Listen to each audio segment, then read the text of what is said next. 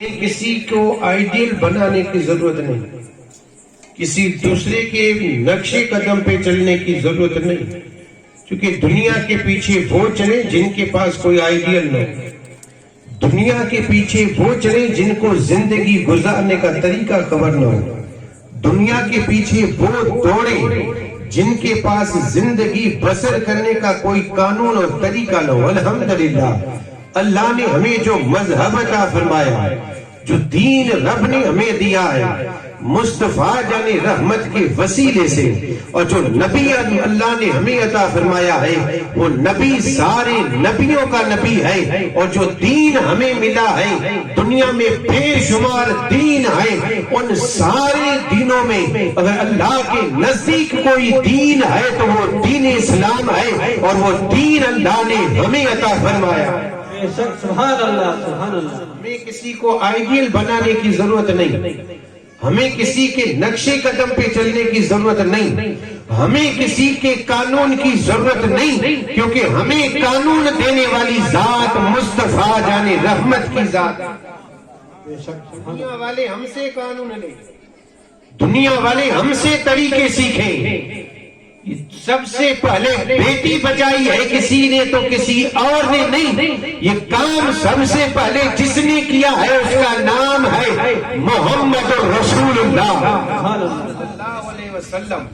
تاریخ پلے تاریخ، دنیا کا حال یہ تھا، باپ بچی کو زندہ درگور کر رہا تھا، اپنے ہاتھوں سے باپ بچی کو زندہ دفن کر رہا تھا، یہ دنیا کا حال تھا۔ اور پھر ہمارے اس ملک ہندوستان کی تاریخ پڑھ کر کے دیکھ لیں، عورتوں کا حال یہ تھا، نوجوان عورت اگر اس کا شوہر انتقال ہو جائے تو یہ ہندوستان کا قانون تھا کہ وہ عورت اپنے شوہر کے ساتھ زندہ جلائی جاتی تھی، لیکن یہ قانون جس نے توڑا ہے مصطفیٰ جان رحمت نے عورتوں کا حق دیا ہے، اور میرے آقا نے ارشاد فرمایا بچی زندہ دفن کرنے کی چیز نہیں، اسے گلے سے لگا کر محبت کی جائے۔ سبحان اللہ۔ میرے آقا تاجدار مدینہ نے فاطمہ الزہرا کو پروان چڑھا کر کے مصطفیٰ جان رحمت نے ارشاد فرمایا فاطمہ میرے جگر کا ٹکڑا ہے۔ میرے آقا نے درس دیا ہے عورتوں کو زندہ جلانے کی ضرورت نہیں، اگر عورت بیوہ ہو جائے، میرے آقا تاجدار مدینہ نے 25 سال کی عمر میں 40 سال کی عورت سے نکاح کر کے دنیا والوں کو درس یہ دیا ہے کہ عورت کو جلایا نہ جائے، اگر اس کا شوہر انتقال کر جائے تو پھر اسی عورت کو کسی اور کے ساتھ نکاح کروایا جائے۔ طریقہ میرے آقا کا ہے، تو میرے آقا تاجدار مدینہ نے جو طریقہ دیا ہے وہ طریقہ کسی دنیاوی انسان کے پاس نہیں، جو طریقہ دین اسلام نے دیا ہے وہ طریقہ کسی مذہب نے دیا ہے۔ دعویٰ ہے میرے آقا تاجدار مدینہ نے جو طریقہ دیا ہے ایسا طریقہ کسی نے دیا ہی نہیں، اور نہ کوئی یہ طریقہ دے سکتا، کیونکہ میرے آقا تاجدار مدینہ کو اللہ رب العزت نے رحمت للعالمین بنا کر کے بھیجا ہے، سارے جہانوں کے لیے رحمت بن کر کے آنے والی ذات مصطفیٰ جان رحمت کی ذات ہے، اور دنیا میں آنے کے بعد انہوں نے دیکھا کہ بچیوں کو زندہ دفن کیا جاتا ہے، آپ نے فرمایا یہ میرا کام نہیں ہے، میرا کام ہے ان بچیوں سے محبت کرنا۔ سبحان اللہ۔ آج یہ لوگ کہتے ہیں کہ بچیوں کو ان کا حق دیا جائے، اور نعوذ باللہ لوگ یہ کہتے ہیں کہ اسلام نے بچیوں کے حق کو چھینا ہے۔ میں یہ کہتا ہوں کہ اسلام نے بچیوں کے حق عطا کیے۔ آج جو عورتوں کو عزت ملی ہے یہ صدقہ مصطفیٰ جان رحمت کا ہے، یہ صدقہ دین اسلام کا ہے، ورنہ عورتوں کا حال یہ تھا بچیوں کو زندہ درگور کیا جانا، اور جوان عورت بیوہ ہو جائے تو اسے اسی آگ کے اندر جلایا جائے جس آگ کے اندر اس کی شوہر کی لاش جلائی جائے۔ آج یہ عورتوں کو عزت، اور پھر یہ کہنا کہ اسلام نے عورتوں کو قید میں رکھا۔ اسلام نے عورتوں کو کس نے کہا اسلام نے جو عورت کو عزت عطا کی ہے، اسلام نے جو عورت کو مرتبہ دیا ہے، وہ مرتبہ آج بھی کسی مذہب میں نہیں۔ تاریخ پڑھ لیں، میرے آقا تاجدار مدینہ جہاں عورت کی بات آئی وہاں عورت کو عزت دی ہے، جہاں مرد کی بات آئی وہاں مرد کو عزت ملی ہے، جہاں بچوں کی بات آئی وہاں بچوں کو عزت ملی ہے، جہاں ماں باپ کی بات آئی وہاں میرے آقا نے ماں باپ کو عزت دی ہے۔ یہ مذہب وہ مذہب ہے جس میں ہر کسی کو عزت عطا فرمائی، عزت دی ہے۔ مذہب میں کوئی یہ نہیں کہہ سکتا کہ ہمیں عزت نہیں ملی۔ ماں باپ ہے تو انہیں عزت، میاں بیوی ہے تو ان کا مرتبہ، اولاد ہے تو ان کے مرتبے، سارے حقوق اسلام نے بتا دیا۔ الگ بات ہے کہ ہمیں وہ حقوق معلوم نہیں، ہمیں وہ عظمتیں معلوم نہیں، ہمیں وہ شان معلوم نہیں، یہ الگ بات ہے۔ اور نہیں اس کی ایک وجہ یہ ہے کہ ہمارے پاس علم نہیں، ایک وجہ یہی ہے ہمارے پاس علم نہیں۔ علم ہوتا تو آج ہم سب کچھ جان جاتے، ماں باپ کا مقام کیا ہے یہ جان جاتے، اولاد کے حقوق کیا ہے یہ سمجھ لیتے، اور جب ہمارے پاس علم ہوتا تو ہماری اولاد کے پاس بھی علم ہوتا، اور اولاد کو بھی پتا ہوتا کہ ہم جس کے سامنے بولتے ہیں ان کا مقام کیا ہے۔ کب پتا چلے گا؟ لیکن دنیا کا دستور ہے باپ اور ماں بیٹے کو پڑھا کر کے ڈاکٹر انجینئر یا وکیل بنا دیں، تو اب ماں باپ ڈرتے ہیں بیٹے سے بات کرنے سے کہ بیٹا کہیں ناراض نہ ہو جائے۔ بڑے بڑے لوگ بیٹھے ہوں ماں باپ نہیں جا سکتے، بڑے بڑے لوگ آئے ماں باپ نہیں جا سکتے، بات بھی نہیں کر سکتے، اور بیٹا پہلے سے خبردار کر دیتا ہے، خبردار بڑے بڑے لوگ آ رہے ہیں، زبان دراز مت کرنا، زبان سے الفاظ مت نکالنا، تمہیں بولنے کی تمیز نہیں، بولنا مت۔ یہ حال ہوتا ہے دنیاوی تعلیم کا، لیکن جب بیٹے کے پاس دین کا علم ہوگا، دین کی تعلیم ہوگی تو ماں باپ نہیں ڈریں گے، بیٹا ڈرے گا باپ سے بات کرنے میں۔ یہ حال ہوتا ہے، لیکن شرط ایک ہے علم ہو دین کا، دنیاوی علم ہوگا تو بیٹا نہیں باپ ڈرے گا، اور دین کا علم ہوگا تو بیٹا ڈرے گا۔ بیٹا ڈر کر کے کہے گا کہ کہیں رب ناراض نہ ہو جائے، کیونکہ میرے اللہ نے یہ ارشاد فرمایا ماں باپ کے سامنے اف تک مت کرو۔ کس نے سکھایا؟ یہ سکھایا ہے مذہب اسلام۔ یہ کس نے سکھایا؟ یہ سکھایا ہے آمینہ کے لال نے۔ جب عورت ماں کی شکل میں ہے، میرے آقا تاجدار مدینہ نے ارشاد فرما دیا عورت کے قدموں میں جنت ہے، ماں کے قدموں میں جنت ہے۔ بیٹا یہ چاہتا ہے کہ اسے جنت ملے تو ماں کو ناراض نہ کرے، کیونکہ رب نے جنت کو ماں کے قدموں میں رکھ دیا۔ سبحان اللہ، سبحان اللہ۔ اور جب بیوی کی بات آئی تو میرے آقا نے ارشاد فرمایا الزوجۃ نصف الایمان، عورت جو ہے بیوی آدھا ایمان ہے۔ یہ میرے آقا تاجدار مدینہ نے ارشاد فرمایا، اور بیٹی کی شکل میں ہے تو میرے آقا نے ارشاد فرمایا اللہ بیٹی اسے دیتا ہے جس سے رب خوش ہوتا ہے، جب رب خوش ہوتا ہے تو اللہ اس کے گھر میں رحمت نازل کرتا ہے، اور یہ رحمت بیٹی کی شکل میں ہے۔ جب عورت بیٹی ہے تو رب کی رحمت ہے، عورت بیوی ہے تو آدھا ایمان ہے، اور عورت ماں ہے تو جنت میں جانے کا ذریعہ ہے۔ سبحان اللہ۔ طریقے کس نے سکھائے ہیں؟ طریقے مذہب اسلام نے سکھائے۔ ہم ان طریقوں سے دور ہیں، یہ طریقے ہمارے پاس نہیں، یہ قانون اسلام نے ہمیں اور بھی کچھ عطا فرمایا ہے، اور بھی کچھ، صرف اتنا ہی نہیں۔ میرے آقا تاجدار مدینہ کو رب نے فرمایا یہ آئیڈیل ہے، آئیڈیل نمونہ ہے ہمارے لیے، ہمیں زندگی کیسی بسر کرنی ہے مصطفیٰ جان رحمت کو دیکھ لیں، میرے آقا کا بچپن دیکھ لیں، میرے آقا کا جوانی، اور میرے آقا تاجدار مدینہ نے اس دنیا میں رات اور دن کیسے بسر کی۔ یہی کہا کہ بھئی میرے آقا نے ہمیں سارے طریقے عطا فرمائے۔ ظاہر سی بات ہے جب سارے طریقے ہمارے پاس ہیں تو پھر ہمیں دنیا والوں سے طریقے لینے کی ضرورت کیا ہے؟ جب سارے طریقے نبی نے، یا تو یہ کہہ دو کہ نبی نے ہمیں طریقہ نہیں دیا، نعوذ باللہ یہ کہو گے تو ایمان سے گئے کہ نبی نے سب طریقے بتا دیے۔ کیا میرے آقا نے یہ طریقہ نہیں بتایا کہ بیٹا پیدا ہو تو کیا کیا جائے؟ طریقہ بتایا کہ نہیں؟ میرے آقا نے طریقہ بتایا، بیٹا یا بیٹی جو بھی ہو، اللہ نے تمہیں نعمت عطا فرمائی ہے، بیٹا ہو یا بیٹی، میرے آقا نے ارشاد فرمایا سب سے پہلے کام یہ کرو، اس کے سیدھے کان میں اذان کہو، الٹے کان میں اقامت۔ بتایا یا نہیں؟ میرے آقا نے بتایا۔ یعنی دنیا میں آئے تو اس کے کان میں یہ آواز ہونی چاہیے، اللہ اکبر اللہ اکبر، اللہ سب سے بڑا، تاکہ یہ دنیا میں آنے سے پہلے، یعنی دنیا میں آئے اور سب سے پہلے یہ جان لے کہ اللہ سب سے بڑا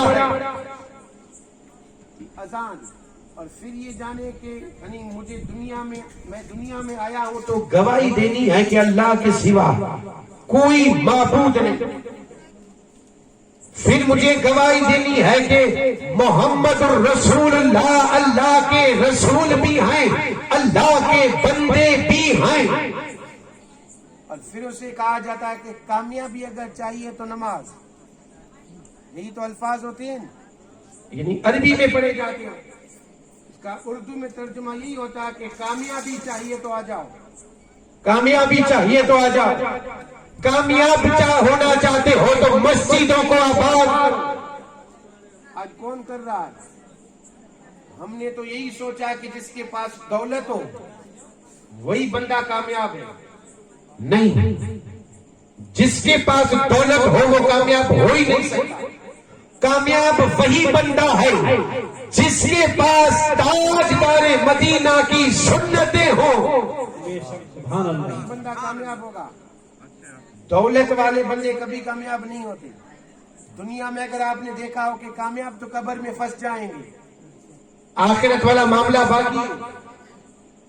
دنیا اور آخرت میں بچنا چاہتے ہو تو دولت نہ کمائیں، علم اپنے اندر ڈالیں اور پھر اس علم سے نبی کی سنتوں کو زندہ کریں، علم حاصل کریں، نبی کی سنتوں کو زندہ کریں اور نبی کی سنتوں پہ عمل کریں، پھر دیکھ دنیا بھی آباد ہوگی، تیری قبر بھی آباد ہوگی اور تیرا آخرت بھی آباد۔ تینوں اگر آباد کرنا چاہتے ہو تو نبی کی سنتیں، یہ طریقہ ہے میرے آقا کا، اللہ رحم فرما۔ آج تو ہمارا حال یہ ہے، بچہ پیدا ہو پھر ڈھونڈتے ہیں کسی آسان والے کو، یعنی باپ وہیں کھڑا، دادا وہیں کھڑا، لیکن ڈھونڈتے ہیں کہ آزان والا آئے، کوئی آزان کر دے۔ اللہ اکبر، بیٹے کو آزان کرنا نہیں آتا اور باپ دیکھ رہا،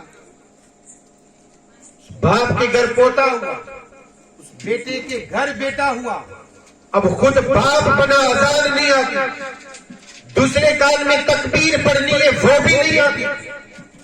حیرت کی بات نہیں تو اور کیا۔ پھر یہ کہے کہ ہم نبی کے وفادار کب ہوں گے؟ جب نبی کی حدیثیں یاد ہوگی، نبی کا طریقہ یاد ہوگا، نبی کی سنتیں یاد ہوگی۔ صرف نام کے مسلمان ہیں، مسلمان اس وقت ہوں گے جب سر کے بال سے لے کر کے پاؤں کی ایڑی تک ساری سنتیں مصطفیٰ کی ہوں۔ دشمن کا ایک بھی طریقہ نہ ہو، چہرہ بھی ہو تو نبی کا، لباس بھی ہو تو نبی کا، سر پہ ٹوپی ہو ٹوپی نبی کی، چلنے کا طریقہ ہو نبی کا، کھانے میں طریقہ ہو نبی کا، پینے میں طریقہ ہو نبی کا، دیکھنے میں طریقہ نبی کا، سننے میں طریقہ نبی کا، بولنے میں طریقہ نبی کا، ہر چیز میں طریقہ نبی کا ہو۔ پھر دیکھ، یہ جو دنیا تجھے ذلیل کر رہی ہے، ایک دن آئے گا دنیا تیری عزت کرے گی۔ شرط ایک ہے نبی کے وفادار بن جائے، اللہ رحم فرمائے۔ آج ہمارا حال یہ، اذان پڑھنا نہیں آتا، اور پھر اس کے بعد میرے آقا نے طریقہ اور بتایا، صرف بات یہاں تک بس نہیں، ایسا نہیں کہ میرے آقا نے فرمایا بس ہو گیا، نہیں، میرے آقا نے فرمایا بچہ یا بچی 7 دن کے ہو جائے تو پھر ان کا عقیقہ کیا جائے۔ یہ طریقہ ہے میرے آقا کا۔ اور عقیقے کے بارے میں میرے آقا نے فرمایا لڑکی ہے تو 1 بکری، لڑکا ہے تو 2 بکرے، پھر حیثیت کے مطابق، لڑکی ہے تو 1 بکری، لڑکا ہے تو 2 بکرے، اور عقیقے کے مسائل وہی ہے جو قربان، ان میں اب باس میں نہیں پڑھنا ہے، اپنا سارا وقت اسی میں گزر جائے گا۔ یہ ہے عقیقہ۔ اور پھر میرے آقا نے فرمایا اچھا سا نام رکھ لیں۔ اب ذرا بتا دیں ہم نام کیسے رکھتے ہیں؟ آج تو یہ انٹرنیٹ کا دور ہے، گوگل پہ سرچ کریں گے نام، اب وہ دور ہی گیا کہ مولویوں سے لکھانا، پیروں سے لکھوانا، مرشد کے پاس جانا، کسی سید کے پاس جانا، اب وہ دور گیا۔ بس انٹرنیٹ پہ سرچ کریں گے اور پھر کہیں گے اسلامی بچوں کے نام، اور پھر یہ بھی ذہن میں نہیں رکھتے کہ وہ جو نام آئے ہیں واقعی میں یہ نبی کے وفادار کے ہیں یا نبی کے غدار کے نام ہیں۔ سارے نام وفاداروں کے نہیں ہوتے، اس میں کچھ نام ایسے ہیں جو یہودی اور عیسائیوں کے نام ہوتے ہیں، حالانکہ وہ بھی نام ملتے جلتے ہیں، اور پھر ہمیں ان ناموں کا مطلب پتا نہیں ہوتا، ارتھ پتا نہیں ہوتا، کیا مطلب ہوتا ہے یہ بھی پتا نہیں ہوتا، اور وہ نام اچھا ہمیں لگتا ہے اور ہم بیٹوں کے بچیوں کے نام رکھ دیتے ہیں، اور پھر جب بڑے ہوتے ہیں تو وہی دین کے دشمن بنتے ہیں، اور ہم یہ کہتے ہیں کہ پتا نہیں کیا ہو گیا ہے ان بچوں کو کہ یہ ہماری نافرمانی کرتے ہیں، یہ شریعت پہ نہیں چلتے، چلیں گے کہاں سے؟ ہم نے ان کا نام وہی رکھا ہے جو نام دشمنوں کا تھا۔ اگر نام وفادار کا رکھتے تو یہ دین کے غدار نہیں بنتے بلکہ دین کے وفادار بنتے۔ نام میں بھی فرق ہوتا ہے اور نام میں بھی اثر ہوتا ہے، ذہن میں رکھ لیں، اثر ہوتا ہے۔ اگر کسی کو آزمانا ہو تو آزما لیں۔ میں ایک نام دے رہا ہوں، ایک نام بڑا مشہور نام ہے سلمان۔ اب آپ جس نیت سے رکھیں بیٹا اسی نیت کا ہوتا ہے۔ آپ نے نام سلمان رکھا اس ایکٹر کے نام پہ تو بیٹا وہی ایکشن کرے گا، بیٹا وہی اپنی زندگی میں کردار نبھائے گا۔ جو کردار وہ نبھاتا ہے، وہ عورتوں کے ساتھ ناچتا ہے تو ہمارا بیٹا بھی ناچے گا۔ وہ ایسی پینٹ پہنتا ہے جس پینٹ کو اگر فقیر کو دیا جائے انکار کر دے۔ ہم نے بیٹے کا نام وہی رکھا، بیٹا بھی وہی پینٹ پہنے گا جس پینٹ کو فقیر بھی نہ لے، جس پینٹ کے اندر اپنی شرمگاہ بھی نظر آئے، جس اس وقت چھپانا فرض تھا اب یہ لوگوں کے سامنے دکھا رہا ہے۔ لیکن یہی نام ہے مصطفیٰ کے وفادار سلمان فارسی کا۔ اگر نام اس کے نام پہ رکھا جائے تو بیٹا غدار نہیں وفادار بنے گا۔ سبحان اللہ، لا نعرہ رسالت، یا رسول عظمت مصطفیٰ، سبحان اللہ سبحان اللہ۔ یہ ذہن میں رکھیں، نام میں بھی اثر ہوتا ہے۔ تو یہ نام ہے رکھنا ہی ہے سلمان، تو سلمان فارسی کی نیت کر کے رکھ دیں کہ وہ نبی کے وفادار تھے، انہوں نے نبی کی سنت پہ زندگی بسر کی۔ ہم اپنے بچوں کے نام رکھیں گے انہی کے نام پہ تو ہمارا بیٹا بھی نبی کی سنتوں پہ زندگی بسر کرے گا۔ لیکن شرط ایک ہے نبی کے وفاداروں کے نام ہونے چاہیے، غداروں کے نہیں۔ تو میرے آقا نے فرمایا اچھا سا نام، ابھی میرے آقا تاجدار مدینہ نے ارشاد فرمایا اسی دن 7ویں دن بچوں کے سر کے بال منڈوا کر کے اتنی وزن کے مطابق چاندی صدقہ کریں۔ اب ذرا مجھے بتا دیں ہمارا رواج کیا ہے؟ 7ویں دن بال اتارتے ہیں یا 40ویں دن؟ ہمارا حال یہ ہے 40ویں دن۔ یہ طریقہ کس نے دیا 40ویں دن کا؟ میرے آقا نے تو فرمایا 7ویں دن عقیقہ کیا جائے، 7ویں دن نام رکھا جائے، 7ویں دن سر کے بال منڈوا کر کے اس بال کے وزن کے برابر چاندی صدقہ کیا جائے۔ یہ طریقہ میرے آقا کا تھا۔ ہم نے اس طریقے کو چھوڑ کر کے دنیا کا طریقہ اپنایا، اور دنیا والوں نے کہا 40ویں دن جب بچہ 40 دن کا ہو جائے تب اس کے سر کے بال منڈوائے جائے۔ ہم نے سنت چھوڑی, دنیا کے طریقے کو اپنایا, اور جب دنیا کے طریقے کو اپنائیں گے تو پھر دنیا میں ذلیل و خوار ہوں گے. اور اگر ذلیل خوار ہونا نہیں چاہتے تو نبی کی سنت کو اپنائیں, نبی کے طریقے کو اپنائیں. نبی نے جو قانون دیے ہیں اس پہ عمل کریں, دنیاوی طور طریقے کو چھوڑ دیں. اور اس میں بھی ہمارا حال یہ ہے کہ بال منڈوانے کسی مزار پہ جائیں گے, کسی مزار پہ جا کر کے بال منڈوائیں گے, یہ ہمارا حال ہے. ذرا سوچیں, یہ بال اگر کوئی ہمارے گھر پہ آ کر کے اپنے بیٹوں کے بال منڈوا کر کے ہمارے گھر پہ رکھ جائے تو, رکھ کے چلا جائے تو کیا ہمیں اچھا لگے گا؟ ہم اس بات کو پسند نہیں کرتے کہ کوئی اپنے بچوں کے پاس ہمارے گھر پہ آ کر کے سر سے اتار کر کے پھر ہماری تحقیق میں رکھ کر کے چلے جائے. تو پھر ہم یہ کیسے گوارا کریں کہ انہی بالوں کو ہم کسی اللہ کے ولی کی مزار پہ رکھ کے جائیں؟ بال منڈوانا ہے 7ویں دن سنت, 7ویں دن طریقہ جو یہ سنت, یہ میرے آقا تاجدار مدینہ کا طریقہ. اور بات یہاں تک بس نہیں, ایسا نہیں کہ میرے آقا نے بس یہی طریقہ بتا کر کے بات ختم کر دی, نہیں. میرے آقا تاجدار مدینہ نے ارشاد فرمایا, بیٹا جب 7 برس کا, 7 سال کا, میرے آقا نے فرمایا اسے نماز کے لیے حکم کریں, نماز کا حکم دیں کہ بیٹا نماز پڑھ. آج کون باپ یہ کر رہا ہے؟ 7 سال کی عمر میں بیٹے کو نماز کا حکم دیا جائے. لیکن یہاں ایک بات اور عرض کر دوں, نماز سے پہلے ایک اور چیز ہے, نماز سے پہلے, اور وہ ہے وضو. وضو جو ہے وضو یہ نماز کی کنجی ہے, اور نماز جو ہے یہ جنت کی کنجی ہے. وضو نماز کی, نماز جنت چابی. تو پہلے وضو پتا یہ چلا, 7 سال کے بیٹے کو وضو کرنا آتا. نماز کا حکم تب دیں گے وضو اس کو کرنا آتا ہو. ذرا بتا دیں, ہمارے بچوں کو وضو کرنا آتا ہے؟ 7 سال کو رہنے دو, میں کہتا ہوں 20 سال کے بچوں کو وضو کرنا نہیں آتا. برا لگے تو معاف فرما دیں, 20 تو 20 40 سال کے بچوں کو وضو کرنا نہیں آتا. اب انہیں میں بچہ ہی کہوں گا, برس 40 ہو گئے, وضو کرنا نہ آئے تو بچے نہیں تو اور کیا. 40 سال ہو گئے, وضو کا طریقہ ہی آئی, 40 برس گزر گئے. وضو میں کون سی چیزیں سنت, کون سی فرض, کون سی مستحب, کن چیزوں سے وضو ٹوٹتا ہے, کن سے مکروہ ہوتا ہے, ان ساری چیزوں کا علم نہیں. اور پھر یہ کہیں کہ ہم پہ مصیبتیں کیوں آتی. سوچیں مصیبتیں کیوں آئی, سوچیں کیوں آئی ہے. کیونکہ نہ تو ہمیں وضو کرنا آتا ہے, نہ ہمیں نماز پڑھنا آتا ہے.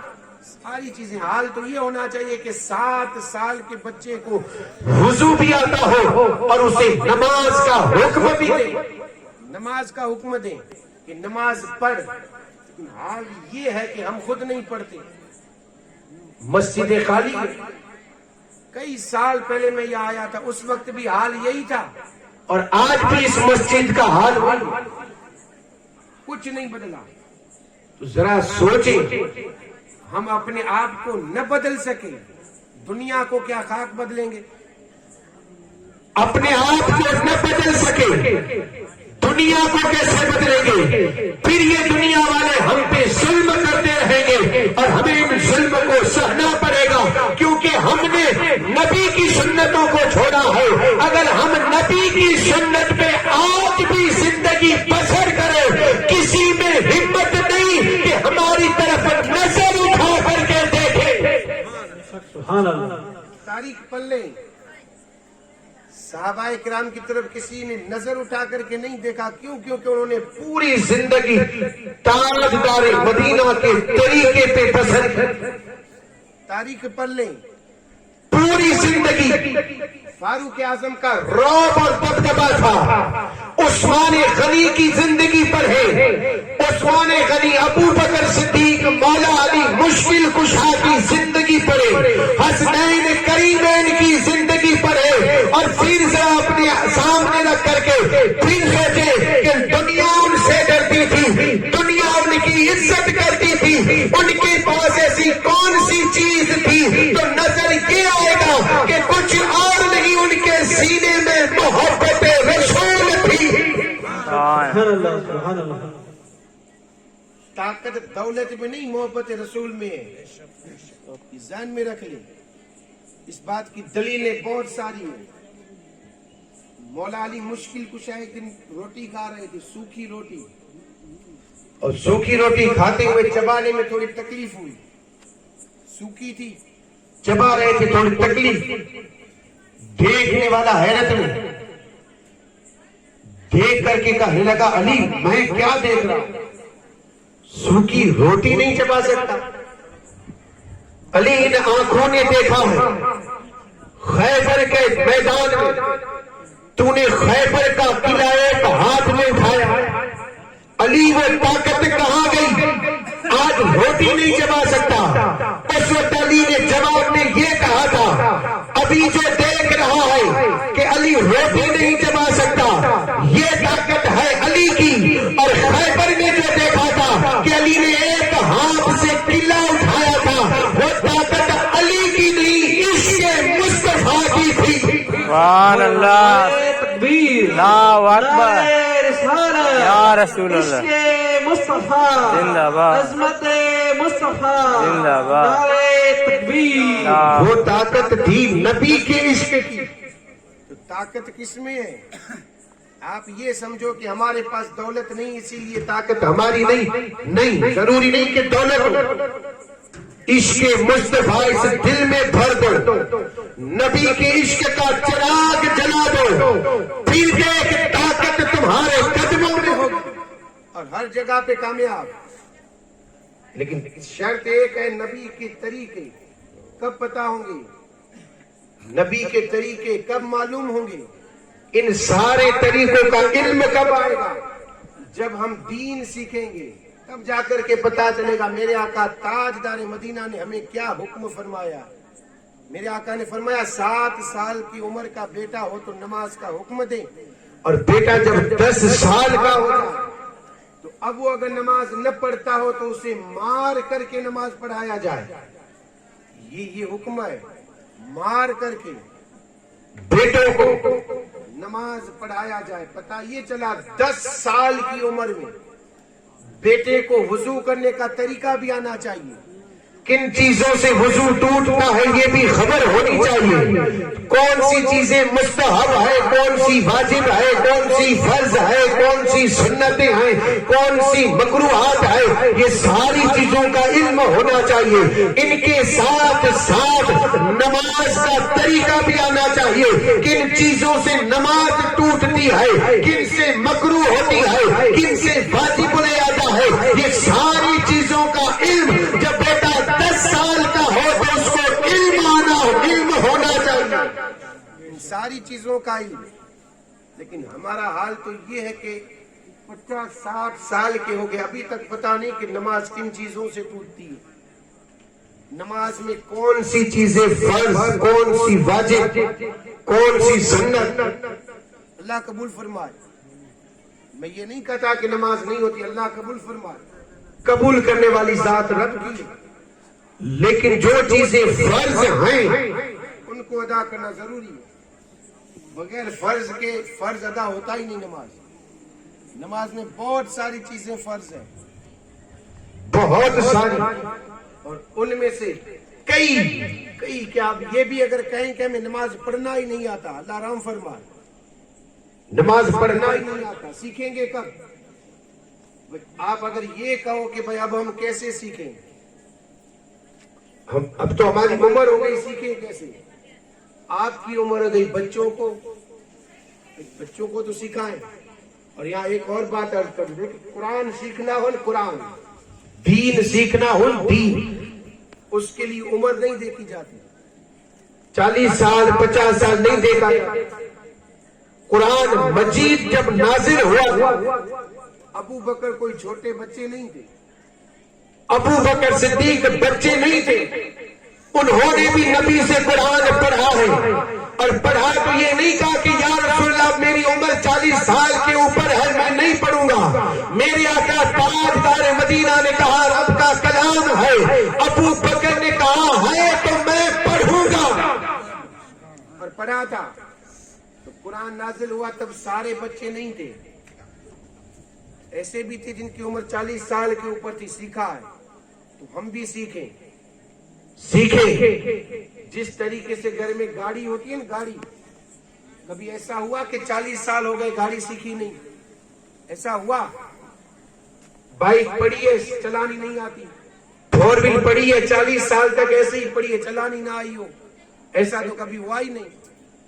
گھر کے اندر گاڑی آئی فوراً سیکھنا شروع کر، ہم بھی سیکھیں گے، بیٹے بھی سیکھیں گے، اور آج کل تو دور یہ ہے کہ عورتیں بھی چلا رہی ہیں، اللہ رحم فرمائے۔ یہ حال ہے، دنیا سیکھنے کے لیے وقت، دنیا سیکھنے کے لیے عمر بھی نہیں دیکھی جاتی، اور دین سیکھنا ہو تو عمر ہو گئی، دین سیکھنا ہو تو وقت نہیں، دین کے لیے سب کچھ چاہیے، دنیا کے لیے کچھ نہیں۔ ہم نے جب دنیا کے پیچھے دوڑ لگائی ہے تب جا کر کے دنیا کے اندر ذلیل ہوئے۔ اسی دنیا کو چھوڑ دیں اور دین کی طرف آ جائیں۔ دین کی طرف کب آئیں گے پتہ ہے؟ جب نبی کی شان میں گستاخی ہوگی، جب دل جلے گا تب سمجھ لے کہ ہم وفادار ہیں۔ مسجد آباد ہو تب سمجھ جائیں کہ وفادار ہیں، چہرے پہ سنت ہو تب سمجھ جائیں کہ وفادار ہیں، لباس شریعت کے مطابق ہو تو سمجھ جائیں وفادار ہیں، گھر کے اندر شادی ہو اور ان شادیوں میں رسم اور رواج شریعت کے مطابق ہو تو سمجھ جائیں وفادار۔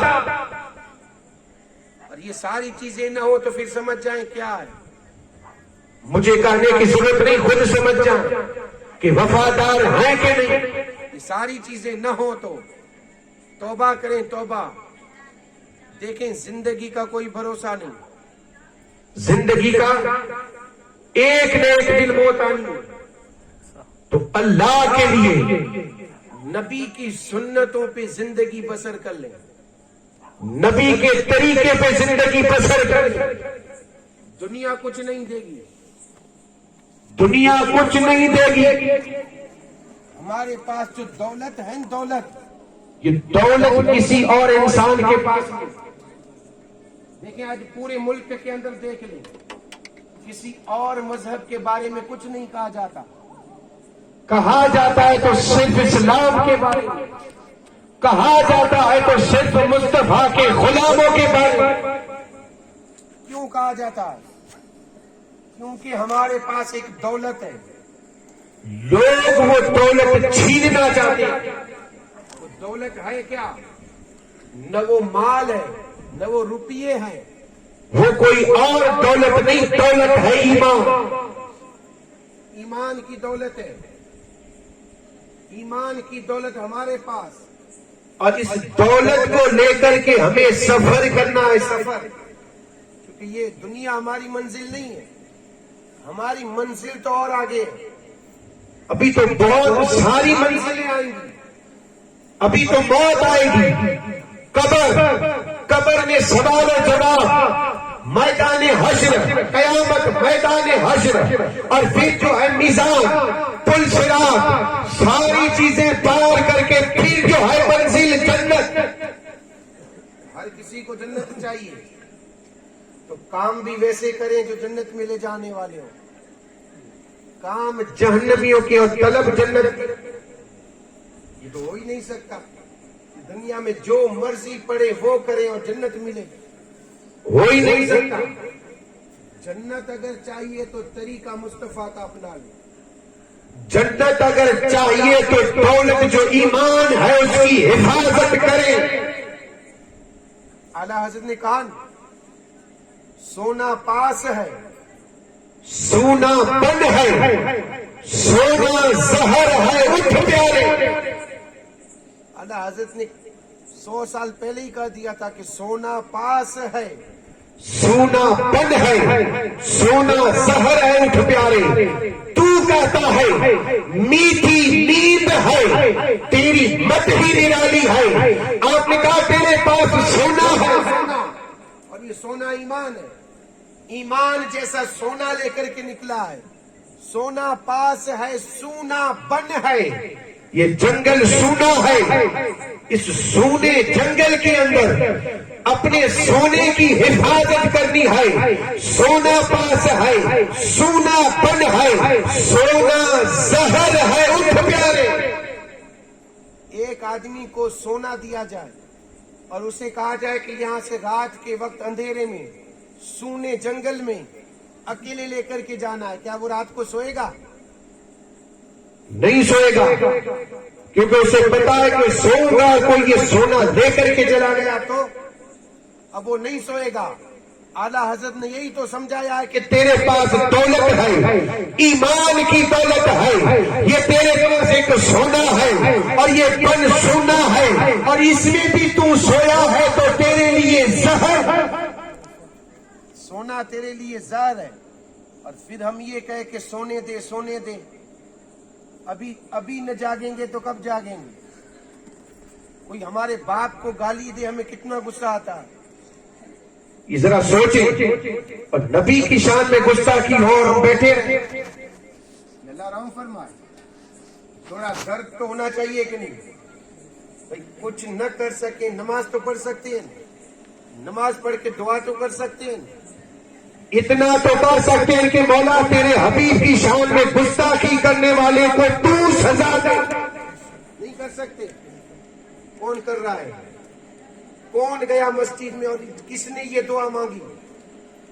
जिसके सदके में सारी कायनात बनी, जिसके सदके में जिंदगी मिली, जिसके सदके में दौलत मिली, जिसके सदके में माँ बाप मिले, भाई बहन मिले, जिसके सदके में सब कुछ मिला, आज उसकी शान में गुस्ताखी हो रही है और हम ऐसे ही बैठे हैं, थोड़ा सा भी दर्द नहीं होता। फिर जरा देख इकबाल के उस शहर को जिसने कहा था यूं तो सैयद भी हो, मिर्जा भी हो, अफगान भी हो, तुम सभी कुछ हो, बताओ कि मुसलमान भी हो।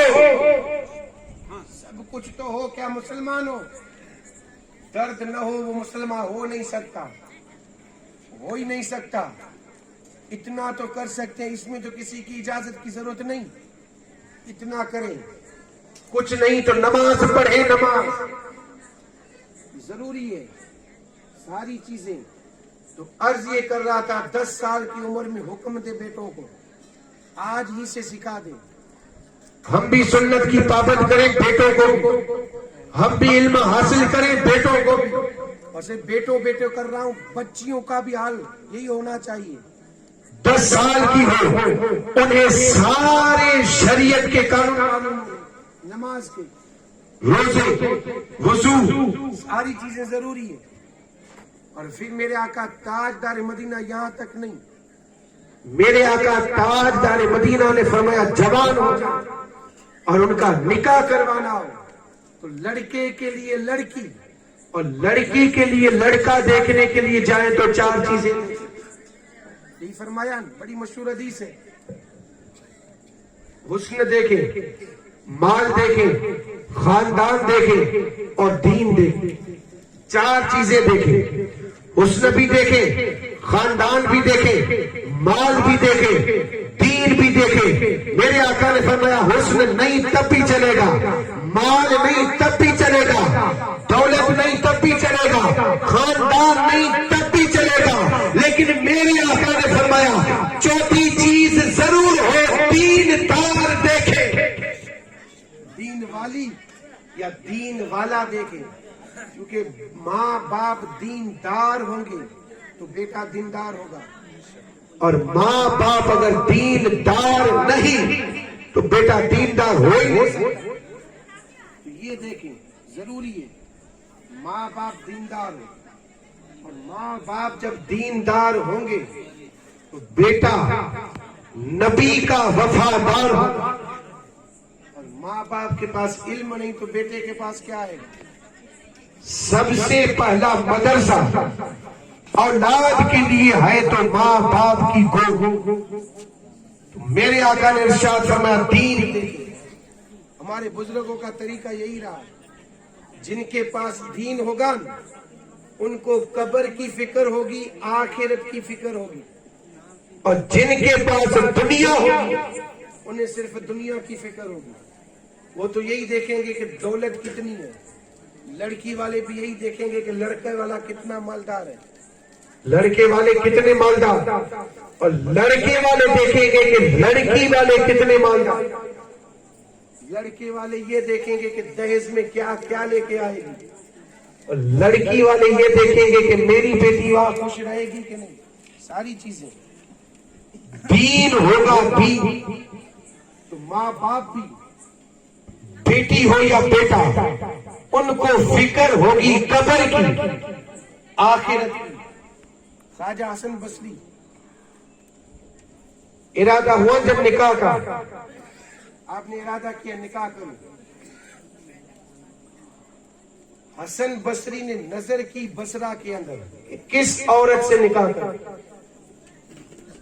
نظر گئی رابعہ بصریہ پہ.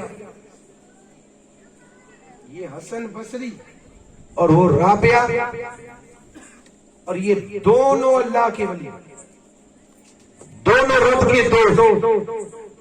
خواجہ حسن بصری وہ ہیں جن کے بارے میں مولا علی مشکل کشا نے فرمایا کہ بصرہ کے اندر اگر کسی کو تقریر کرنے کا حق ہے تو حسن بصری. سبحان اللہ. کون فرماتا ہے؟ مولا علی مشکل کشا. کون مولا علی؟ جن کے بارے میں میرے آقا نے فرمایا میں علم کا شہر, علی اس کا دروازہ, باب العلم. علم والے فرماتے ہیں کہ بصرہ میں تقریر کرنے کا حق کسی کو ہے تو حسن بصری. علم کتنا ہوگا؟ انہوں نے نظر کی تو رابعہ بصریہ. رابعہ کا پہلے نکاح ہو چکا تھا, شوہر کا انتقال ہو گیا تھا. رابعہ بصری کو پیغام دیا, رنگ تھوڑا سانولا تھا, پیغام کہ نکاح کرو گی. رابعہ بصریہ نے جواب میں کہا کہ حسن بصری کروں گی, لیکن میرے کچھ سوال ہے, جواب دے. سوال کے جواب دے دے, جواب دے گا نکاح کروں. حسن بصری کو کہا جواب دے. رابعہ بصریہ نے سب سے پہلے سوال یہ کیا کہ حسن بتا, میں مروں گی تو مجھے کلمہ نصیب ہوگا کہ نہیں. سب سے پہلے سوال. دوسرا سوال, میں قبر میں جاؤں گی, منکر نکیر جب آئیں گے سوال کریں گے, بتا میں جواب دے سکوں گی کہ نہیں. دوسرا سوال. تیسرا کا قیامت کے دن میدان حشر میں اللہ سارے بندوں کے نامہ اعمال دے گا, بتا میرے کون سے ہاتھ میں, سیدھے ہاتھ میں دے گا کہ الٹے ہاتھ میں. اب حسن بصری خاموش. کون خاموش؟ جن کے بارے میں علی نے کہا تھا کہ تقریر کرنے کا حق حسن بصری کو. خاموش. کہا حسن بتا, میزان میں میرے نامہ اعمال تلے جائیں گے, وزن کیے جائیں گے, تو میرے اچھے اعمال زیادہ ہوں گے یا برے. حسن بتا پل صراط پار کر سکوں گی کہ نہیں. یہی سوال اگر آج کل کے کسی اور سے کیا جائے, اللہ رحم فرمائے, اگر میرے جیسے کسی سید سے یا پیر سے کیا جائے تو جواب میں یہ ملے گا کہ ہاں ہاں جنت ملے گی جا. لیکن حسن بصری تھے. حسن بصری نے جواب میں کہا رابعہ تو اپنے بارے میں پوچھتی ہے کہ تیرا خاتمہ ایمان پہ ہوگا کہ نہیں, تجھے کلمہ نصیب ہوگا کہ نہیں. میں خود کے بارے میں نہیں جانتا کہ میں مروں گا تب مجھے کلمہ نصیب ہوگا کہ نہیں, تیرے بارے میں کیسے بتا. یہ کہتی ہے کہ قبر میں جواب دے سکے گی کہ نہیں، میں اپنے بارے میں نہیں جانتا۔ تو یہ کہتی ہے کہ نامہ اعمال کون سے ہاتھ میں ہوگے، میں اپنے بارے میں نہیں جانتا۔ تو یہ کہتی ہے کہ وزن میں اچھے اعمال زیادہ ہیں یا برے، میں اپنے بارے میں نہیں بتا سکتا۔ تو یہ کہتی ہے کہ پل صراط پار کر سکے گی کہ نہیں، رابعہ میں اپنے بارے میں نہیں بتا سکتا، تیرے بارے میں کیسے بتاؤں؟ یہ حال تھا۔ آج کل لڑکا لڑکی دیکھنے جاتے ہیں تو دولت دیکھیں گے، حسن دیکھیں گے، خاندان دیکھیں گے، دین کوئی نہیں دیکھتا۔ میرے آقا نے فرمایا خاندان اچھا ہو یا نہ ہو، دولت ہو یا نہ ہو، حسن والا یا والی ہو یا نہ ہو، دیندار ضرور دیکھیں۔ دیندار جب دیکھیں گے تو حال کیا ہوگا پتہ ہے؟ ابو صالح موسیٰ جنگی دوست، غوث اعظم کے والد، اور ان کی ماں ام الخیر فاطمہ، دونوں دیندار تھے۔ ام الخیر بھی دیندار، ابو صالح موسیٰ جنگی دوست بھی دیندار، اللہ سے ڈرنے والے۔ جب دونوں دیندار تھے تو بیٹا عبد القادر جیلانی پیدا ہوتا ہے۔